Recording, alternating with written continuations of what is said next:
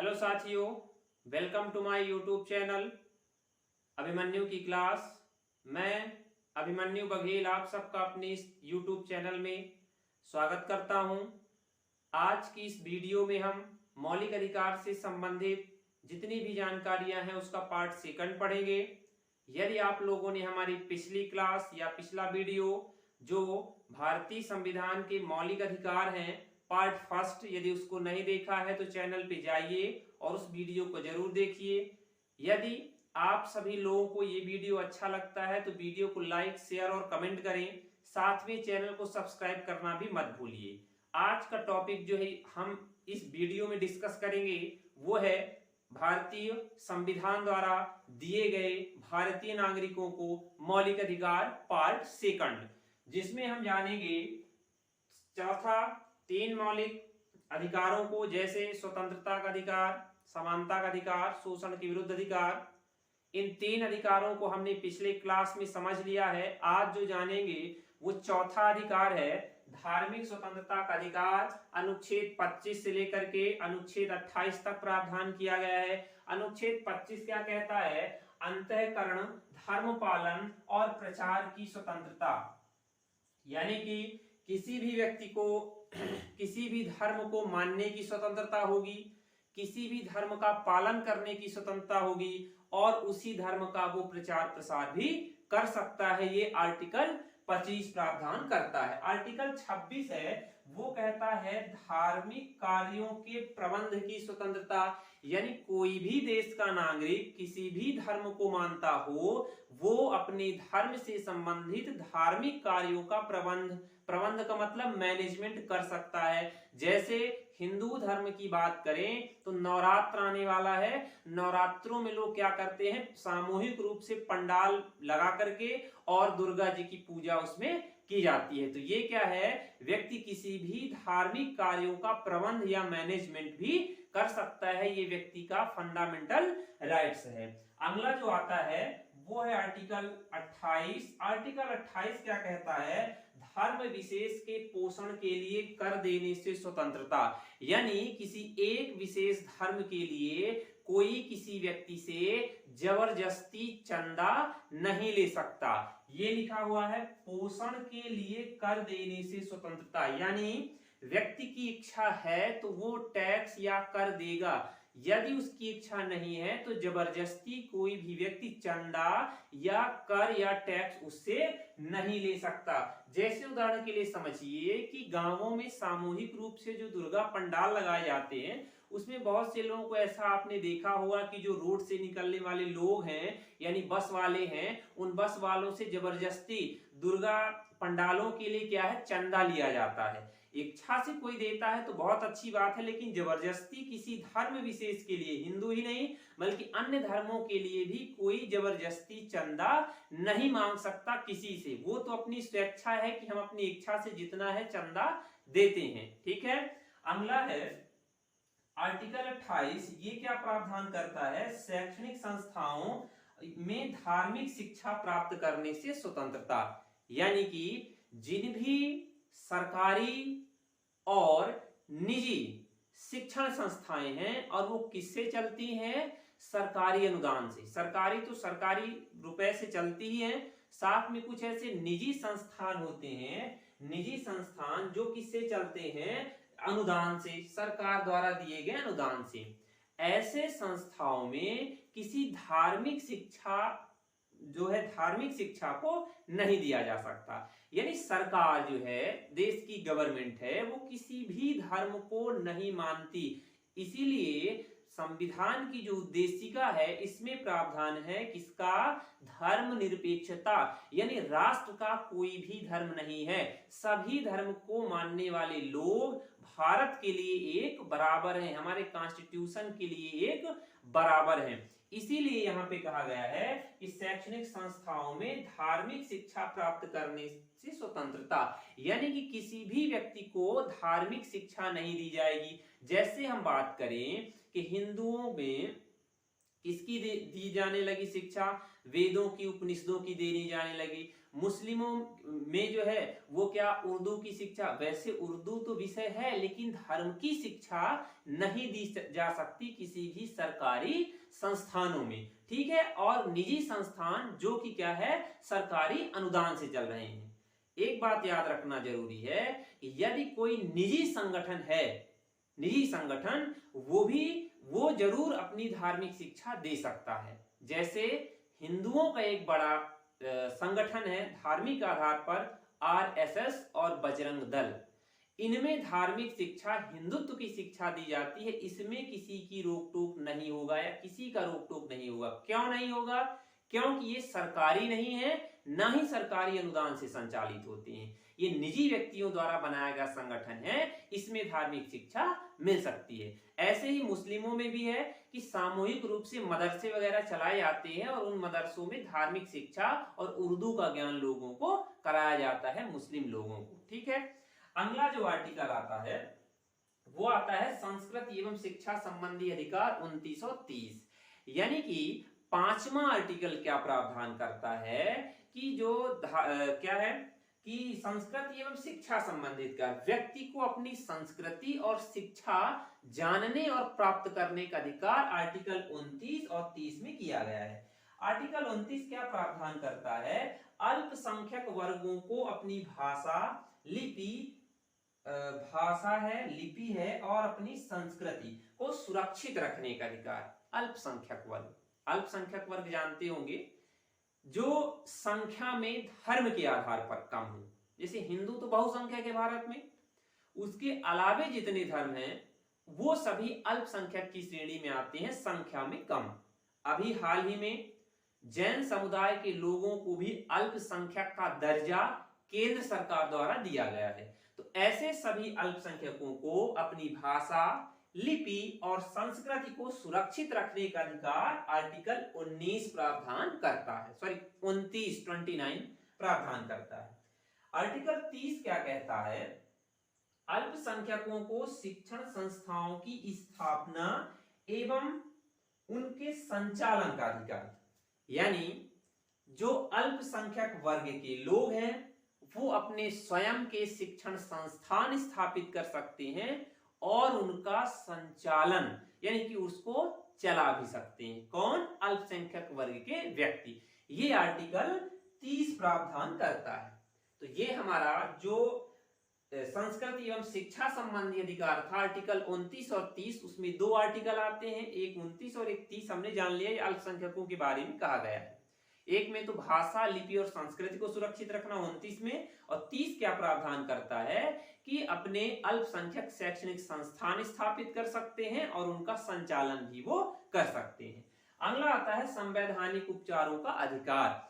इस अधिकार को सबसे महत्वपूर्ण अधिकार माना गया है। Doctor B R. अम्बेडकर ने इस 6वें संवैधानिक उपचारों के अधिकार को संविधान की आत्मा कहा है।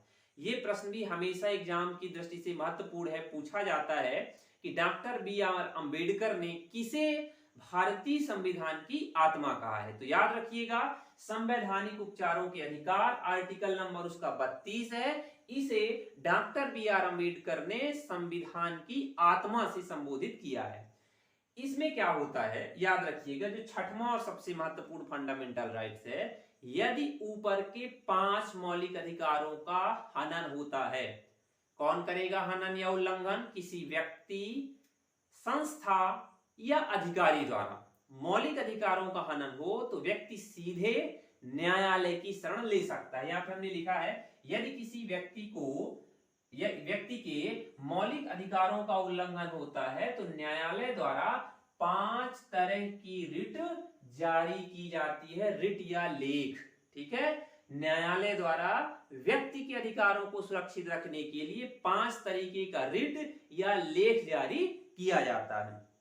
इसमें से सबसे पहले जो आता है वो आता है बंदी प्रत्यक्षीकरण। ये यहाँ पे लिखा हुआ है बंदी प्रत्यक्षीकरण। इसका सीधा सा तात्पर्य है कि जिस अधिकारी द्वारा, पुलिस अधिकारी या कर्मचारियों द्वारा जिस भी व्यक्ति को गिरफ्तार या बंदी बनाया गया है उसको न्यायालय के सामने सशरीर पेश करना, ये है व्यक्ति के फंडामेंटल राइट्स में बंदी प्रत्यक्षीकरण।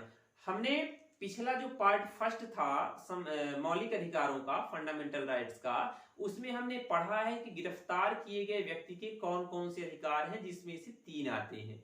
हमने पढ़ चुका है। पहला तो आता है कि 24 घंटे के अंदर उसे क्या है, न्यायालय में पेश किया जाएगा। वही बात यहां पर भी आती है, वही बात यहां पर भी आती है। दूसरा कि उसे बंदी बनाए जाने का कारण बताना होगा। तीसरा क्या था कि वकील से परामर्श लेने का भी अधिकार होगा बंदी बनाए गए व्यक्ति को। दूसरा क्या कहता है, परमादेश, यानी कि सुप्रीम कोर्ट या जो हाई कोर्ट है वो निचले न्यायालयों को अपने कर्तव्यों के पालन का आदेश दे सकता है। कि निचले या अधीनस्थ न्यायालय जो हैं, सुप्रीम कोर्ट और हाई कोर्ट के, उनको अपने कर्तव्यों या दायित्वों के निर्वहन के लिए आदेश जारी करना कहलाता है परमादेश। तीसरा आता है प्रतिषेध। प्रतिषेध का तात्पर्य क्या है कि हाई कोर्ट या सुप्रीम कोर्ट दोनों द्वारा अपने अधीनस्थ न्यायालयों को किसी भी ऐसे मामले को करने से रोकते हैं जो उनके अधिकार क्षेत्र में नहीं है। यानी कि एक बार और समझिए, प्रतिषेध में कि हाई कोर्ट और सुप्रीम कोर्ट दोनों अपने अधीनस्थ या निचले न्यायालयों को ऐसे मामलों की सुनवाई करने से रोकते हैं जो कि उनके अधिकार क्षेत्र में नहीं आते। अगला है उत्प्रेषण। उत्प्रेषण में क्या है कि सुप्रीम कोर्ट प्लस जो है हाई कोर्ट, ये दोनों अपने अधीनस्थ न्यायालयों में अधीनस्थ न्यायालय जिन मामलों में अपना आदेश दे चुके हैं उनके अभिलेखों की जांच का आदेश देता है। इन दो में थोड़ा सा ही अंतर है, प्रतिषेध और उत्प्रेषण। प्रतिषेध में क्या है कि ऐसे कार्यों को करने से रोकना जो उनके अधिकार क्षेत्र के अंतर्गत ना आता हो, अधिकार क्षेत्र में ना आता हो, ऐसे मामलों को करने से, ऐसे मुकदमों में सुनवाई करने से रोकना। यानी कि इसमें तो क्या है, मुकदमा चल रहा होगा तब रोकेगा कौन, सुप्रीम कोर्ट और हाई कोर्ट। लेकिन उत्प्रेषण में क्या है, जिन मामलों में सुनवाई हो चुकी है उन मामलों के अभिलेखों की जांच के आदेश अधीनस्थ न्यायालयों को हाई कोर्ट और सुप्रीम कोर्ट द्वारा दिया जाता है। अगला है अधिकार प्रक्षा और सबसे अंतिम है, यदि किसी व्यक्ति द्वारा या अधिकारी या संस्था द्वारा कोई अवैधानिक कार्य किया जाता है, अवैधानिक का मतलब है गैर संवैधानिक, अवैध तरीके से कोई काम किया जाता है, तो उसको उसके पद से अपदस्थ किया जा सकता है। किसी व्यक्ति, अधिकारी, संस्था, इन तीनों द्वारा कोई ऐसा काम किया जाए जो अवैधानिक है, गैर कानूनी है, अवैध है, ऐसे काम करने वाले व्यक्ति, संस्था और अधिकारी को न्यायालय अपदस्थ कर सकती है, यानी कि पद से हटा सकती है। ये जो थे संवैधानिक उपचारों के अधिकार के तहत 5 तरीके की रिट हमने जान ली। बंदी प्रत्यक्षीकरण, परमादेश, प्रतिषेध, उत्प्रेषण और अधिकार रक्षा। इनको याद करने का एक मैं ट्रिक आप लोगों को बता देता हूं, बहुत ही आसान है। उसको एक आपको शब्द याद करना होगा, पांचों एक क्रम से आप लोगों को याद हो जाएंगे। हमने भी इसी तरह से याद किया हुआ है, ठीक है, आप लोगों को भी ऐसे ही मैं ट्रिक बता रहा हूं इसीलिए, ठीक है। इसकी एक शार्ट ट्रिक हमने ही बनाई है अपने से, इसको हम शार्ट में कह सकते हैं बा पा प्रा उ आ, है ना, बा पा प्रा उ आ। जल्दी में बोलने का प्रयास मत करिएगा, जल्दी में बोलेंगे तो गड़बड़ हो जाएगा, इसीलिए आराम से बोलिएगा, बा पा प्रा उ आ। समझिए, बा पा प्रा उ आ, ऐसे हम यहां पे लिख देते हैं।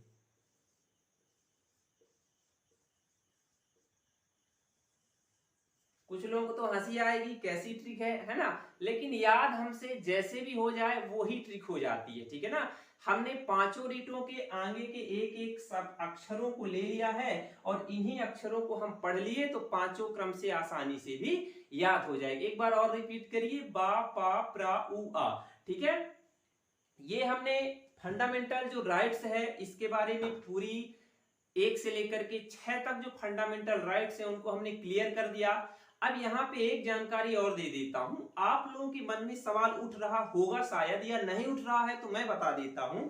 यहाँ पे हमने आर्टिकल 29 और 30 को पढ़ा और उसके बाद यहाँ पे हमने 32 को पढ़ा, शायद आप लोगों ने ध्यान दिया होगा। अब आपके दिमाग में ये चल रहा होगा कि आर्टिकल जो 31 है वो कहाँ चला गया, उसको भी तो बीच में पढ़ना चाहिए था। लेकिन हाँ, इसको हमने नहीं पढ़ा, ना ही किसी को पढ़ना है। क्यों नहीं पढ़ना है? क्योंकि जब मूल संविधान में 7 मौलिक अधिकार थे, ठीक है, मूल संविधान में 7 मौलिक अधिकार थे, एक को हटा दिया जाता है। कब हटा दिया गया? 44वां संविधान संशोधन सन 1978 के माध्यम से, ठीक है। जब उसे हटा दिया गया तो संपत्ति का अधिकार ही आर्टिकल 31 में था। अब जब वो अधिकार ही नहीं रहा तो हम आर्टिकल क्यों पढ़ेंगे? इसलिए हमको 31 आर्टिकल को भी नहीं पढ़ना है। याद रखिएगा, बहुत कम ये बात लोग जानते हैं कि आर्टिकल 31 क्या था और उसे हम क्यों नहीं पढ़ते हैं। मैंने यहां पर उसकी जानकारी भी आप लोगों को दे दी। क्लास या वीडियो खत्म करने से पहले या लास्ट करने से पहले एक और जरूरी सूचना आप लोगों के लिए है। हमारे चैनल में ऐसे 3 छात्रों का मैं नाम आज इस वीडियो में लूंगा जो कि हमारे चैनल पर रेगुलर वीडियो देखते हैं और उस वीडियो का अच्छा लाभ भी ले रहे हैं। इन तीनों छात्रों को हमने ऑफलाइन क्लास में भी पढ़ाया है और वो आज हमारे साथ ऑनलाइन क्लास में भी जुड़े हुए हैं, जिनमें से नारायण तिवारी, साधना पटेल और उपेंद्र शर्मा। ये 3 छात्र हमारे ऐसे हैं जो कि रेगुलर क्लास में हैं और ये अच्छी तरह से वीडियो को देखते हैं और पूरी क्लास का फायदा उठा रहे हैं। इसमें से एक छात्र तो ऐसा है जिसने सारे वीडियो के शॉर्ट नोट्स इतने बेहतर तरीके से बनाया है और मैं उम्मीद करता हूं आप लोग भी ऐसे ही शॉर्ट नोट्स बनाएंगे। साधना पटेल ने, उसने मेरे को पर्सनल नंबर पे नोट्स शेयर किया है, तो मुझे पता चला कि जो है मेरे चैनल के छात्र ऐसे शॉर्ट नोट्स वीडियो से बना करके लाभ ले रहे हैं। जिन लोगों का नाम हमने वीडियो में नहीं लिया है वो बुरा मत मानिएगा कि हमारा सर ने नाम नहीं लिया है अपने चैनल पे। तो उन लोग भी, जो लोग हमारी वीडियो देख रहे हैं वो भी शायद नोट्स बना रहे होंगे, हमारे तक जानकारी नहीं है इसलिए हमने आप लोगों का नाम इस चैनल पे नहीं लिया है, ठीक है। यदि आप लोगों की जानकारी आती है हमारे पास, हम देखते हैं अपने मैसेजेस पे कि आप लोग भी इसी तरह के नोट्स बना रहे हैं, तो आप लोगों का भी चैनल पे नाम लिया जाएगा, बुरा मत मानिएगा। तो चलिए, आप लोगों को ये वीडियो यदि अच्छा लगता है तो हमारी वीडियो को आप सभी अपने दोस्तों तक शेयर करें, लाइक और कमेंट करें। साथ में चैनल को सब्सक्राइब करना भी मत भूलिए। अगली वीडियो जब तक आती है तब तक आप इस वीडियो को देखिए और उसके अच्छे से शॉर्ट नोट्स बनाइए। तब तक के लिए आप सभी को बहुत बहुत धन्यवाद।